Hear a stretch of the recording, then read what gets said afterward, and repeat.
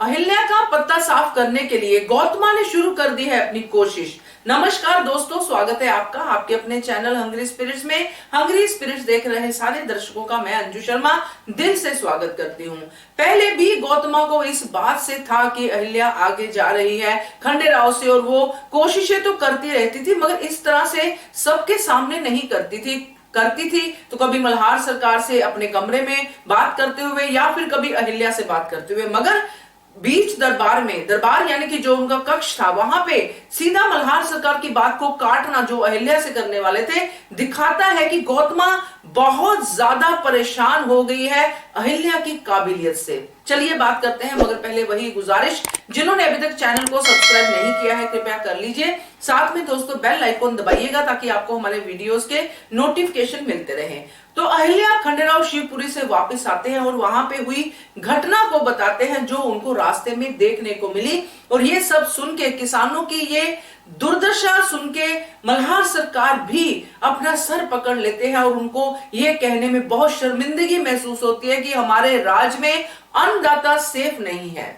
और ये बिल्कुल वो दिल से कहते हैं, क्योंकि हमने देखा था कि जब खंडेराव का पहला एग्जाम हुआ था युवराज को लेके, उस समय जो सवाल था, जो परीक्षा का जो बहुत बड़ा जो पहेली थी जो खंडेराव को दी गई थी, उसमें एक सवाल का जवाब किसान ही थे कि एक सिक्का जो है किसानों को मिलना चाहिए, क्योंकि वो सारे पब्लिक का, सारी प्रजा का पेट पालते हैं। जब उनका ये हाल है तो डेफिनेटली राजा का जो दिल है बेचैन होगा, वो इस बात के लिए अपने आप को कसूरवार समझेंगे, और वही हुआ। अब यहाँ पे मल्हार सरकार तो जो सोच रहे हैं, उनको ये भी पता है कि खंडेराव दिल से ये दुख महसूस कर रहे हैं, और अहिल्या सबसे ज्यादा दुख महसूस कर रही है, क्योंकि अहिल्या ही है जो शुरू से लेके अभी तक छोटी से छोटी पीड़ा अगर प्रजा को होती है तो अहिल्या सामने आती है। इसीलिए खंडेराव जब अपनी बात पूरी करते हैं और बाकी सब लोग भी वहां पे कहते हैं, बात करते हैं, जैसे गौतमा भी अपनी तरफ से कहती है और अपनी जो बैठी हैं मजली आई साहिब यानी कि द्वारका भी कुछ कहती हैं,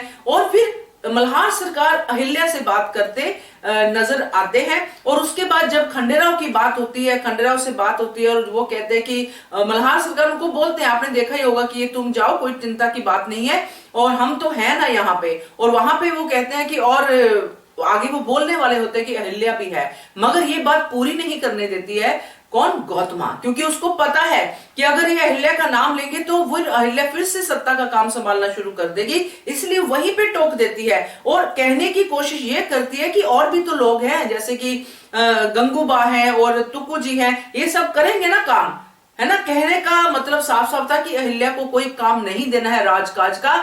वो उन्होंने पूरी तरह से मल्हार सरकार को उसी समय टोक दिया, ये बोल दिया।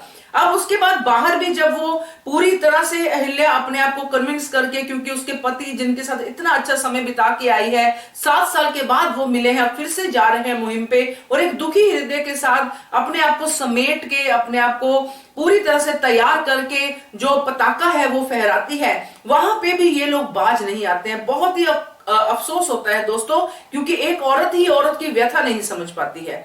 और वहां पे भी जो द्वारका कहती है आके गौतमा को कि देख लो, लगाम खींच लो, पताका कर रही है, लहरा रही है, सीधी गद्दी पे जाएगी, और गौतमा पूरी तरह से कन्विंस।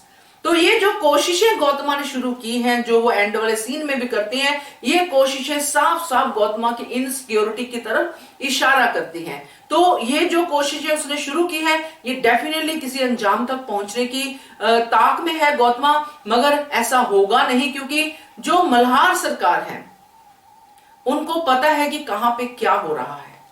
तो ये जो पत्ता साफ करने की कोशिश है जो द्वारका के साथ मिलकर गौतमा कर रही है, ये कोशिश ही रह जाएगी, इसमें कामयाबी की कोई भी उम्मीद नजर नहीं आती है। क्या कहते हो आप? कमेंट करके बताइए। देखते रहिए channel Hungry Spirits. Thank you so much.